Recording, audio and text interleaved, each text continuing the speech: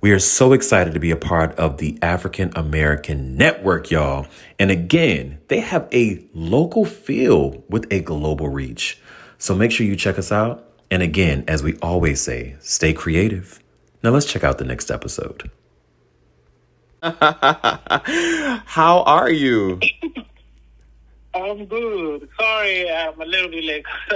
I was getting a few things done and it ended up being late. So listen, you're never, ever, ever late. I want you to know that. Jessica is amazing. You are amazing.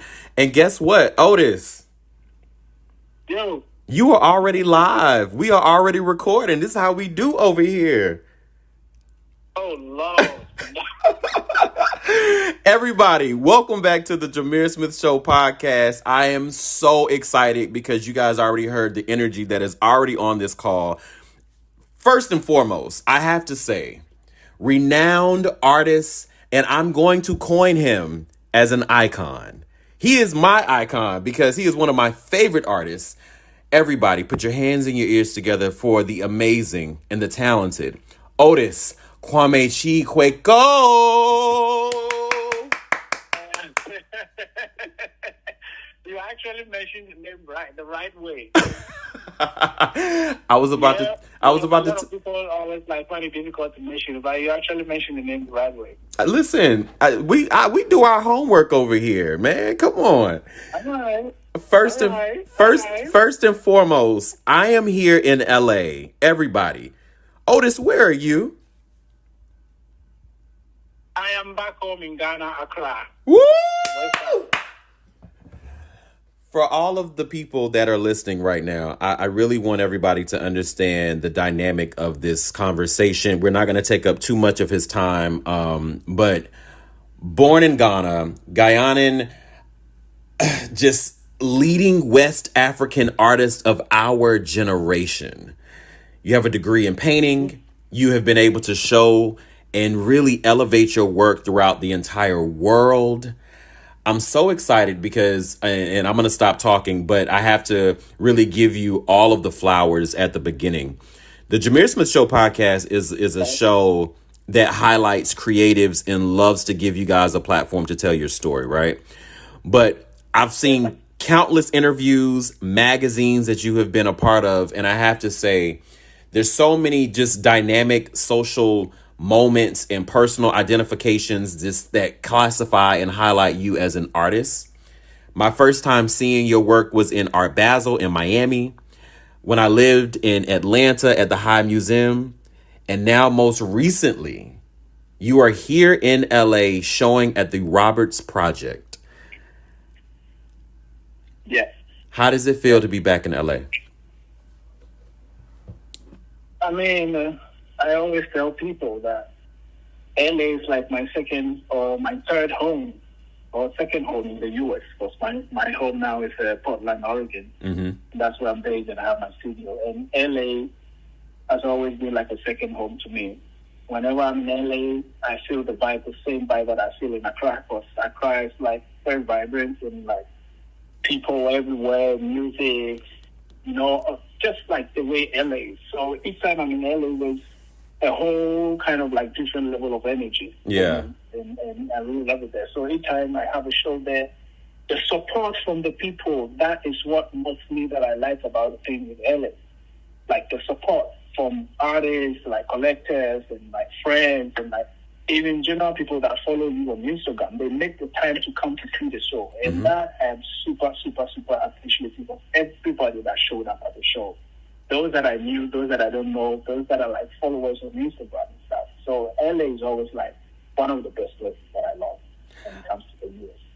And I have to say, I mean, I got an early sneak peek, before that evening that you showed. And I have to say, I curated and my team curated like this amazing moment of this space. And I have to say, hands down, Hall of Fame may be my really second most favorite from you.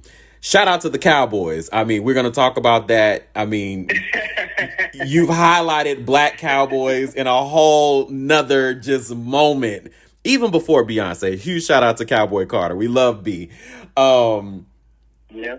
I want to talk about, right now. right? We are in April. Before we get started, I always like to do a check-in. Otis, how are you and how has this year been for you so far? Well, if I'll be honest, this year has been ups and downs. Mm-hmm. Not when I say ups and downs, I'm talking about my mental health, Mm-hmm. my personal space.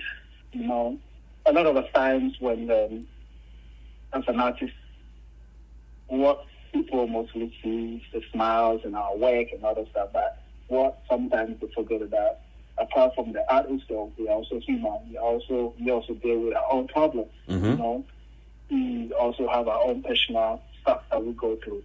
And sometimes when it gets to a certain point where you don't have anybody to talk to about these things, it gets to you, you know, and then you end up being in a depressing state. And sometimes it affects your work, or Mm-hmm. you end up being in the studio all day. You don't even want to go out or anything like that. So it has been that kind of year for me, silently. But my work is always my therapy. You know, it is always a safe space for me to be in, just to bring everything down, calm down, and like reorganize myself. Mm-hmm. But in all, we are always grateful that we are alive, that we are able to bounce back and like do what we love, and mostly what we love also brings us alive. Yeah. You know, so yeah, it has been an up and down, but most of all, I'm grateful that I am where I am today, and I'm here talking to you too. I appreciate you even just taking a moment, you know, for yourself. And I've had this conversation with so many people just in a creative industry space. Otis, make sure that you are taking that time, take that beat for yourself, because it is needed. You are needed, and it is needed for us to continue to be able to connect and align with other artists like yourself. But also, I always tell everyone, put your mental health and your mind and your spirit in this space that it is full and it is whole first. Yep. So Exactly. you've had a multitude. Times it's for granted, because there are so many times that I've been depressed that I didn't know that is what it was. Mm-hmm. You know, until you start to talk to people and like let you know that this is what is going on. There are times you think it's just something that you're going through, and it's just a normal thing. But Yep. yeah, there are so many things you might miss if you're not careful. You've been a part of so many publications. You've spoken at many different spaces throughout the world. And a quote that was really coined about you is, I want my paintings to stop people in their tracks. I want to go back. And I think, you know, this is going to be a total different interview that you probably never, ever, ever had before. I want you to go back to your childhood. What is the happiest memory you have about your childhood? Wow. The happy memory about my childhood. I would say most of the time, it's when I make somebody smile. It makes me the most happiest person. But then I tell myself I'm the cause of the happiness. Mm-hmm. So even as a child, I always joke around. You know, just a smile, and then people laugh. I'm just happy. So it's one of the things that I remember a lot, because those smiles and those laughs from those people, they just stick in my memory. And I always go back to those moments to tell myself that at least I made somebody smile, or I made somebody laugh. So they are all, those are memories that in my childhood I always like. It always sticks to me. Joking around and people laughing and like all of that. Yeah.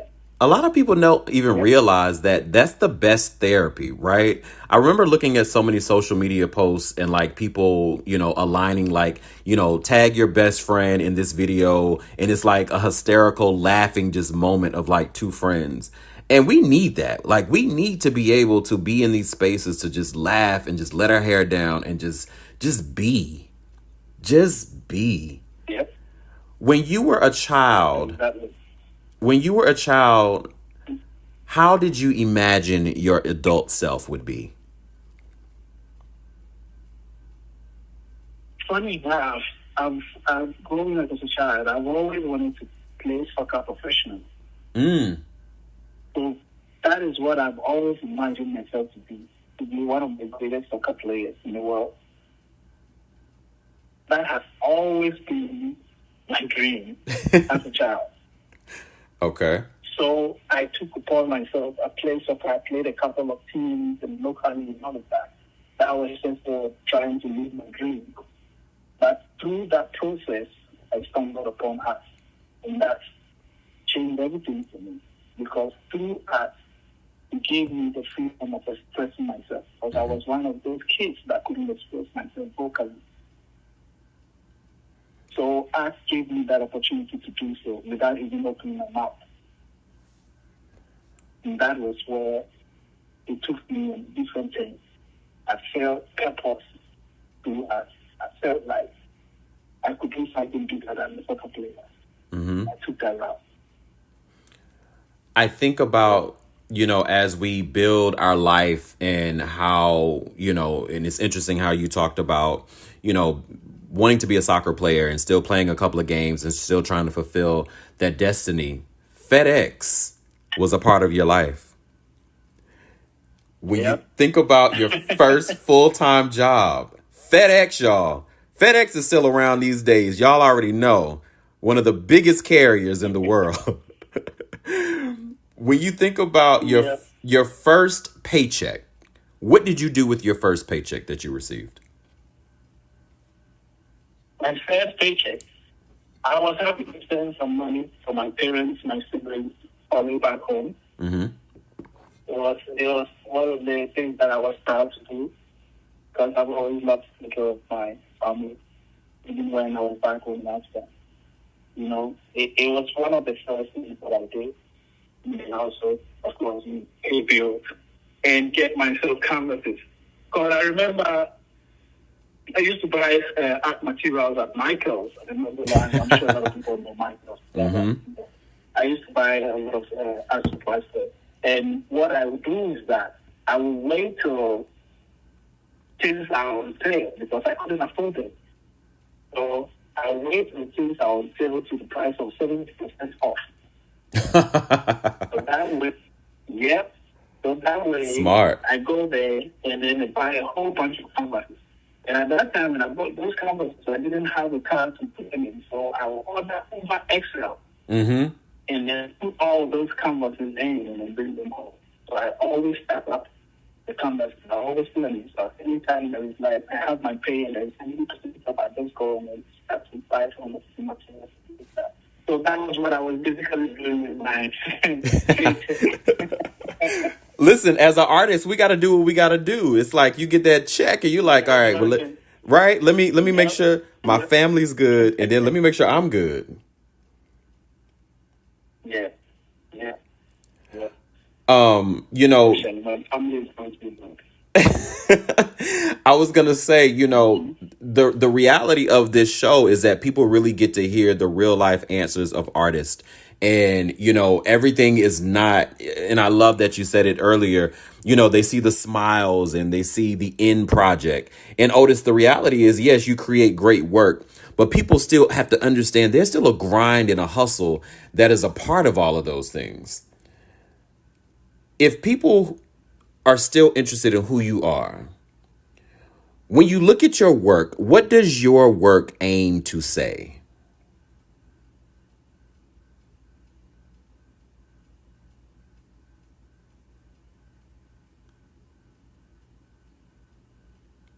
Hello?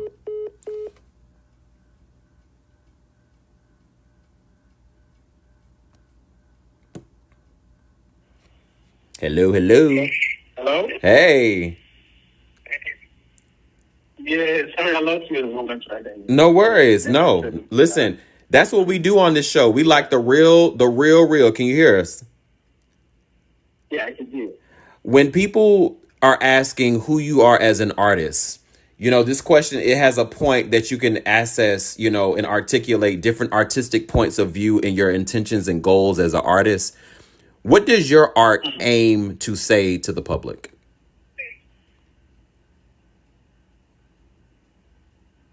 This is what I'll answer to that. My answer to that would be,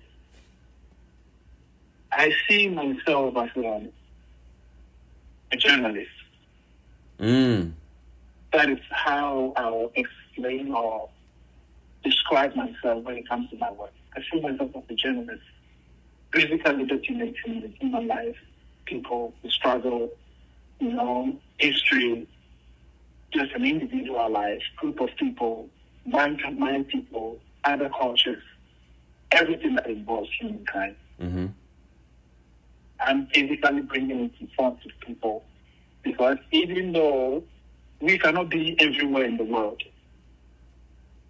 there are many people that haven't even traveled to any African continent.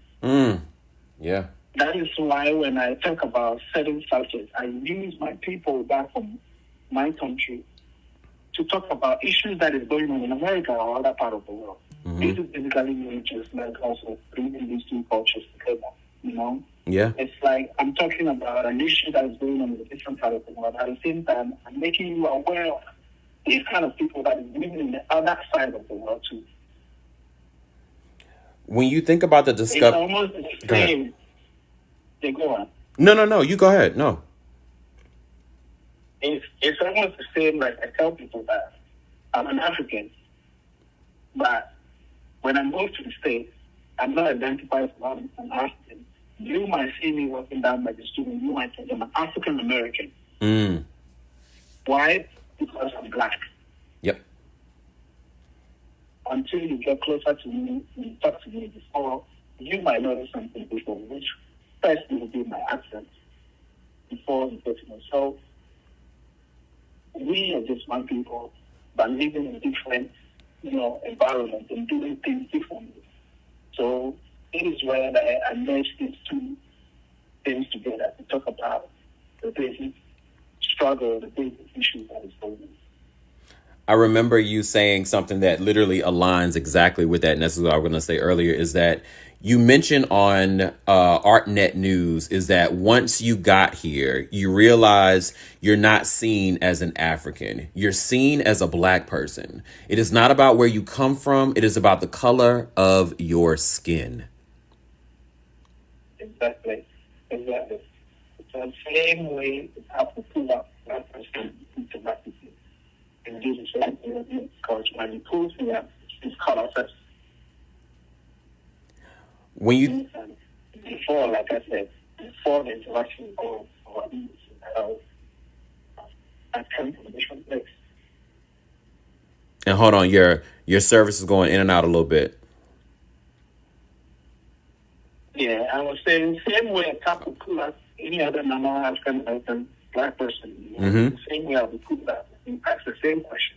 Same issues will go on. So I always need this one.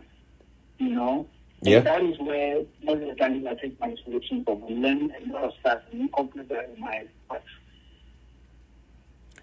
When you think about the discovery of Black American cowboys and what does it really mean to be a Black American, I think Beyonce's done an amazing job these days with Cowboy Carter and really highlighting so many just artists, creatives, people that, embody the country, Western civilization in those moments.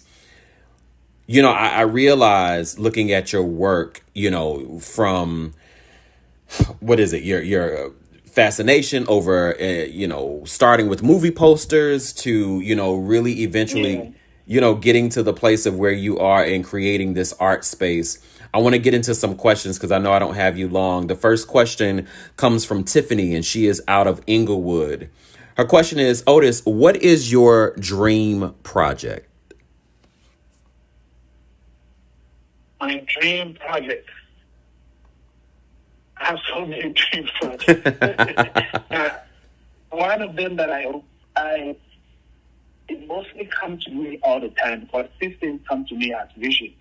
It comes to me as dreams. It comes to me as things that flashes through my eyes every day in my brain. And that project is having a huge museum exhibition that highlights all the most iconic incidents that happen in history in terms of Black people. Mm-hmm. Those are the dream projects that I want to exhibit, that I want to do. Picking the iconic moments that happen, like Martin Luther King's death, Mm-hmm. the Rosa Parks issue, all of that. All those very, very important iconic moments that happen in history. It's those things that I want to put together, but rewrite them in my own interpretations. I don't want to review so much, but that is my dream project. And I know these things are things that are hard to talk about, things that, especially the white folks, don't want to see. Mm-hmm. Absolutely. Not because it's hurting, because it's the hard truth, you know? Yeah, absolutely. So it is one of the things that I've always been a dream project. It has always been my intention to tackle things that we don't want to hear because it's the hard truth, you know? Yeah. But at the same time, present it in a way that it is normal for people to be able to stand in front and then, interact with it at the same time and learn something from it. Our next question comes Because from... as much as we are ashamed of the past, Mm-hmm. it should be told, and it should be told the right way, the truthful. Absolutely. No, absolutely. Well, and I think the beauty of how you create your works, I mean, and before I even get into the next question, you've created works that have been able to honor so many people of our own people. And I think that has to be definitely highlighted. And I think being able to understand that as a viewer, I have to say just thank you. And it's definitely what's needed. For me, the biggest, challenge I always tell people is make sure that you're focusing on Otis first, because that's all that really matters, before you get into these spaces of making sure that everyone else is good, because we got to make sure that you're great. Yeah. You know what I'm saying? The next question, Alex asks, Otis, how is art important to society? Art is very, very, very, very much important to society, as your health will be to you personally. Yep. Art is therapy. Art heals a lot. I take myself as an example all the time. Art took me out of so many troubles. I could have been in bad places. I could have been in bad situations. But art has always grounded me. Mm-hmm. And each time I been in a depressing state, I go to the studio and everything just clear off my head. Art makes us happy. Art brings sadness to us because it reminds us of things that happens to us that were like tragic. Art is important. I mean, for you to know how much art is important, you should see the World War and the Germans, where art was rooted in hidden and all of that. If it wasn't important, they wouldn't even bother. Yeah, absolutely. Art Absolutely. itself is like a book of history. We document things that goes on in our lives now. It's just like what we are doing now, most artists are doing now, especially when it comes to figurative, because we talk about things that is going on. When these things are kept 50, 60 years later, this is what we learn from. It's like an archive. Today we go to museums and see all those old masterpieces. These are things that happened during the time.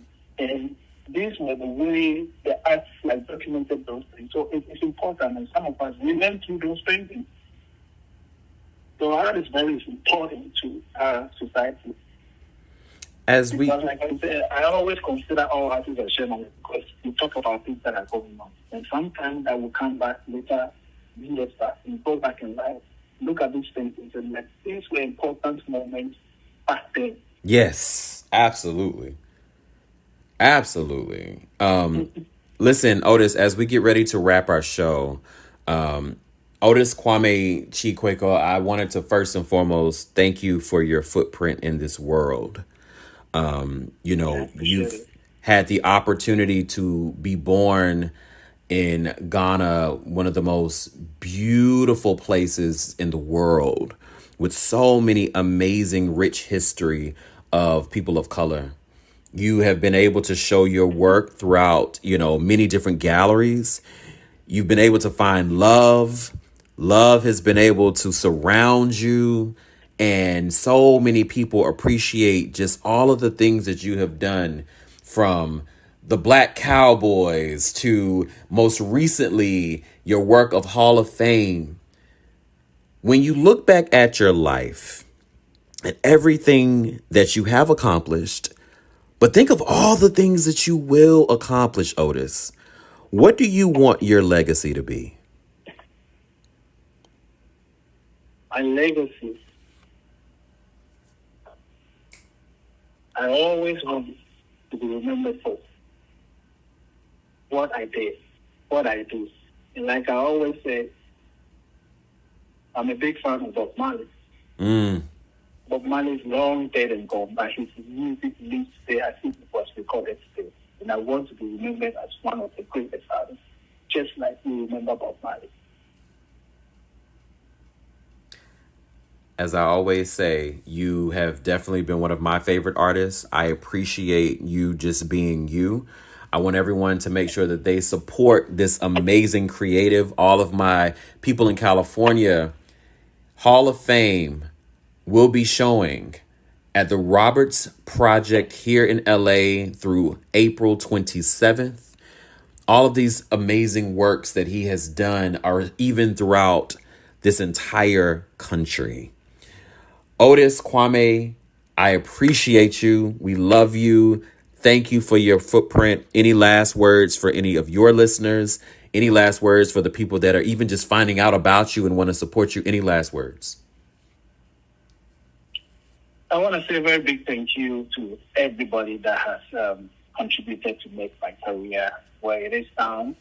Your support, your words, your messages on Instagram, the feedback from seeing my shows and my paintings, what it does to you and all of that, and those that are discussing now. I want to say that thank you for joining the fam, and thank you for always supporting me, because you guys' feedback and your love, wherever you are, that energy is what also gives us the energy to keep on going. And I thank you all for appreciating my work of art, and want to say that wherever you are, that you are feeling depressed or whatever, you know that you are worth, you are important, you matter, and your life is important on this earth.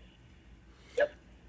Otis Kwame Kye Quaico. Listen, this for the people that don't know how to pronounce it. You better follow us. We already know. And Otis, I want to thank you, Otis, so much just for your footprint. And I want everyone to make sure that they support this amazing and phenomenal and creative artist at OTIS_QUAICOE. And, you know, make sure you check out the latest gallery here in Los Angeles. And if not, support the work online at otisquaico.com. Purchase some art. Support this amazing creative. Shout out to Ghana. Shout out to Ghana. Shout out to Ghana. And thank you so much. I appreciate you. Give Jessica my love. I appreciate her. Thank you so much for all the love and the support. You've been amazing. Thank you, thank you, thank you. Thank you. Thank you for having me, and then catch up soon. Absolutely. And guys, as we always say at the end of the show, stay positive, but stay creative. Until next time, thank you for tuning in.